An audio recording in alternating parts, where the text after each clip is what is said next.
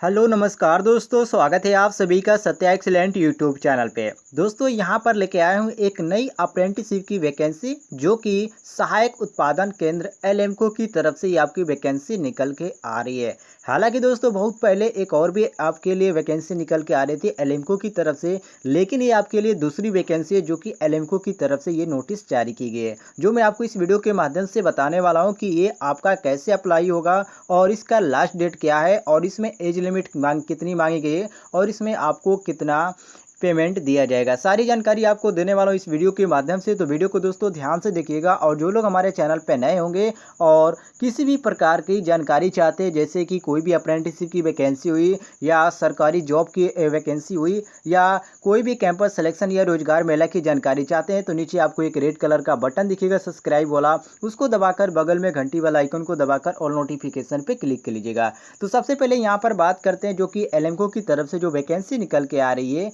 इसकी last date क्या है। तो यहाँ पर आप देख सकते हैं 24/8/2020 इसका अंतिम तिथि रखी गई है। और ये जो नोटिफिकेशन आपका जारी किया गया था मैं आपको दिखा देता हूँ, 5/8/2020 को जारी किया गया था, जो कि आप यहाँ पर भी देख सकते हैं, यहाँ पर साफ मेंशन किया गया है। तो दोस्तों कुछ इस तरह की आपकी वैकेंसी निकल के आ रही है एलएमको की तरफ से। और ये जो आपका फार्म है ऑनलाइन फार्म नहीं है, मैं आपको पहले ही बता देता हूँ, ये आपका ऑफलाइन फार्म है। और यदि आप एनसीबीटी या एससीबीटी से यदि आपने आईटीआई कंप्लीट कर दिया है तो आप इस फार्म को अप्लाई कर सकते हैं। और ये जो आपकी वैकेंसी है ऑल इंडिया वैकेंसी है, आप किसी भी स्टेट के रहने वाले हैं फार्म को अप्लाई कर सकते हैं। और हाँ दोस्तों, बहुत सारे लोगों का कमेंट था कि सर इसका पीडीएफ नहीं मिल पा रहा है, अर्थात कोई भी आप वैकेंसी बताते हैं तो उसका पीडीएफ हमको नहीं प्राप्त हो पाता है। तो मैं आपको इस वीडियो के डिस्क्रिप्शन में एक व्हाट्सएप ग्रुप भी लिंक देता हूं और टेलीग्राम ग्रुप का भी लिंक देता हूं। वैसे दोस्तों व्हाट्सएप में ज़्यादातर लोग जुड़ नहीं पाते हैं, तो टेलीग्राम ग्रुप आप जुड़ लीजिएगा, उससे अच्छा रहेगा। कोई भी उसमें नोटिस आती है तो उसमें सेंड की जाती है,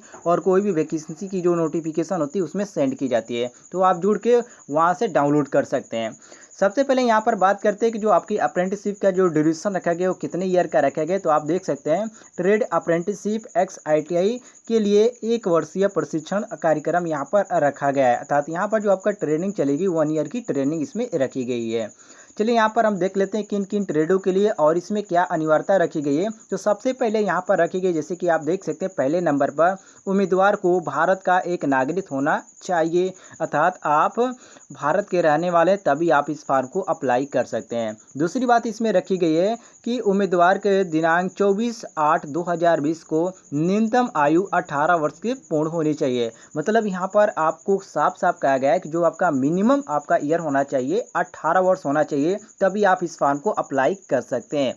आगे लिखा गया है कि उम्मीदवार के पास निर्धारित तकनीकी गैर तकनीकी ट्रेड के यहाँ पर क्राफ्ट्समैन प्रशिक्षण संस्थान के अंतर्गत एनसीबीटी प्रमाण पत्र होना चाहिए निर्धारित ट्रेड की सूची के संलग्न में, अर्थात यहाँ पर आपको दिया गया किन किन ट्रेडों के लिए यहाँ पर आप इस फॉर्म को अप्लाई कर सकते हैं। दोस्तों यहाँ पर कोपा वालों के लिए कुछ विशेष दर दिया गया, उससे पहले आपको बता देता हूँ कुछ अनिवार्यता, जैसे कि आप देख सकते हैं कि 1 वर्ष या उससे अधिक का कार्य अनुभव रखने वाले उम्मीदवार आवेदन करने हेतु पात्र नहीं है। मतलब कि 1 वर्ष या उससे अधिक का यदि आपका कार्य का अनुभव है तो आप इसमें अप्लाई नहीं कर सकते, अर्थात 1 वर्ष के जो लोग आईटीआई कंप्लीट कर लिए वो लोग के लिए यहाँ पर है। चलिए यहाँ पर हम बात करते हैं कोपा वालों के लिए। तो कोपा वालों के लिए कुछ विशेष रखा गया, जैसे कि आप देख सकते हैं कि कोपा में नेशनल ट्रेड सर्टिफिकेट अर्थात computer operator and programming assistant national council for vocational training द्वारा जारी होना चाहिए। कोपा वालों के लिए यहाँ पर विशेष रखा गया, तभी आप इस फॉर्म को अप्लाई कर सकते हैं। और हाँ दोस्तों, यदि आप पहले से किसी भी संस्था से यदि आपने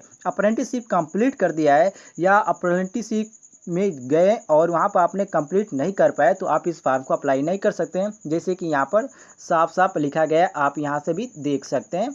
ठीक है, तो इसको आप ध्यान रखिएगा। चलिए यहाँ पर हम बात कर लेते हैं चयनित की जो प्रक्रिया है वो कैसी होगी। तो इसमें आपका जो होगा चयनित अभ्यर्थियों को प्रशिक्षण की अवधि 1 वर्ष होगी, और इसमें आपका जो चयन किया जाएगा कैसे किया जाएगा, तो इसमें आपको मेरिट के अनुसार यहाँ पर चयन किया जाएगा, इस बात को आप ध्यान रखिएगा। यहाँ पर आगे आते हैं, यहाँ पर चयन प्रक्रिया के लिए तो यहाँ पर कुछ परसेंटेज की मांग की गई, जैसे कि आप यहाँ पर देख सकते हैं। तो इसमें आपका जो परसेंटेज मेंशन किया गया है, जो कि यहाँ पर साफ लिखा गया है कि हाई स्कूल अंकों के लिए 70% मान्य और आईटीआई ITI वालों के लिए 30% अधिकतम होनी चाहिए, तभी आप इस फॉर्म को भर सकते हैं। या इस फॉर्म को आप जब भरेंगे तो उसमें आपको लिस्ट में नाम आने की पूरी संभावना बनेगी, क्योंकि यहाँ पर आगे लिखा गया है कि एक साझा मेरिट लिस्ट तैयार की जाएगी और अप्रेंटिस प्रशिक्षण के लिए उम्मीदवारों को चयन मेरिट लिस्ट में किया जाएगा। आगे लिखा गया है दोस्तों कि यदि किसी अभ्यर्थी को अंक समान आते हैं, मतलब कि दो अभ्यर्थियों का यदि अंक समान है तो उनको कैसे इसमें जोड़ा जाएगा। तो आगे लिखा गया है कि तो आयु में बड़ा होगा और उसे वरिष्ठ दी जाएगी, मतलब कि जो उम्र में बड़ा होगा उसको ही उसमें वरिष्ठ दी जाएगी। और आगे लिखा गया है कि यदि अभ्यर्थियों की जन्मतिथि समान होती है तब जिस अभ्यर्थी द्वारा हाई स्कूल पहले उत्तीर्ण किए उसे पहले विचार किया जाएगा।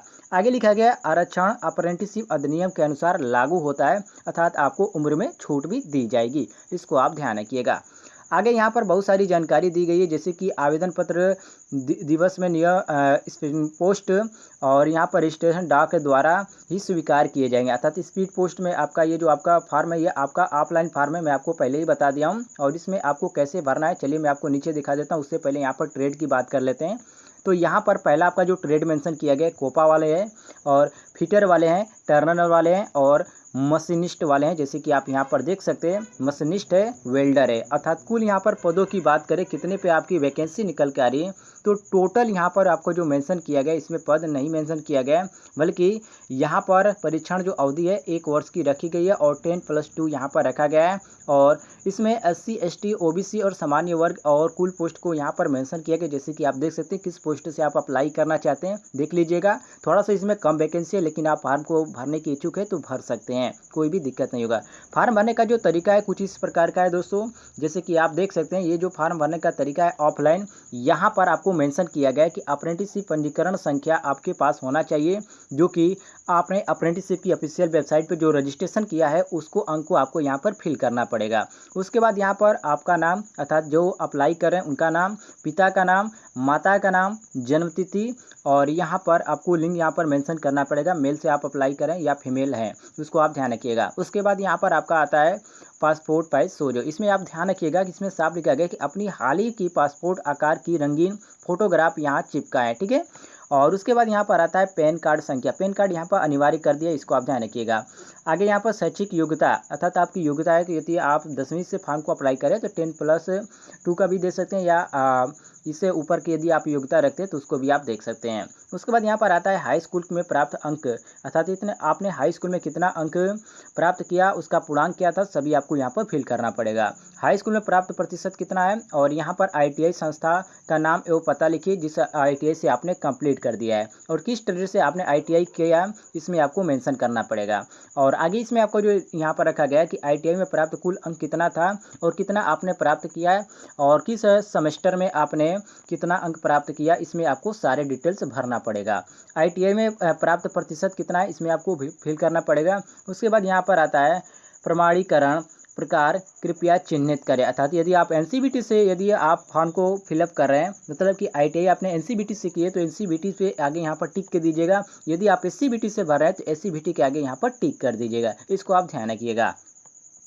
और यहाँ पर बहुत सारी आपको यहाँ पर जानकारी भरनी पड़ेगी जो कि आप देख सकते हैं किस श्रेणी के अंतर्गत आती है, अर्थात किस कैटेगरी के अनुसार आप आते हैं। और यहाँ पर सारी आपको जानकारी फिल करनी होगी। पत्र व्यवहार आप कहाँ से फॉर्म को अप्लाई कर सकते हैं कर रहे हैं और यहाँ पर आपका पिन कोड क्या है, ईमेल ID और यहाँ पर मोबाइल नंबर और यहाँ पर अभिभावक का मोबाइल नंबर, सारे आपको डॉक्यूमेंट को यहाँ पर अटैच भी करना पड़ेगा। उसके बाद दोस्तों ये आपका फॉर्म को जो आपको भेजना है कहाँ पर भेजना है तो यहाँ पर आपको दिया गया, जैसे कि आप ऊपर ही देख सकते हैं ये आपका भारतीय कृत्रिम अंग निर्माण निगम सहायक उत्पादन केंद्र प्लाट नंबर यहाँ पर इतना इतना पर आपको यहाँ पर इसको भेजना है, इसको आप ध्यान रखिएगा। और ये जो आपका फॉर्म है ऑफलाइन फॉर्म है तो ये इस PDF का लिंक मैं आपको इस वीडियो के डिस्क्रिप्शन में टेलीग्राम ग्रुप में दे चुका हूँ और व्हाट्सएप ग्रुप में मैं इसका लिंक दिया हूँ, आप वहाँ से भी जाकर डाउनलोड कर सकते हैं। तो ये थी दोस्तों एक छोटी सी जानकारी, उम्मीद है आपको पसंद आई होगी। पसंद आएगी तो वीडियो पर लाइक करके चैनल को सब्सक्राइब कीजिएगा और इस तरह की कोई भी जानकारी चाहिए तो आप कमेंट में पूछ सकते हैं। मिलते हैं दोस्तों नेक्स्ट वीडियो में, तब तक के लिए जय हिंद, वंदे मातरम।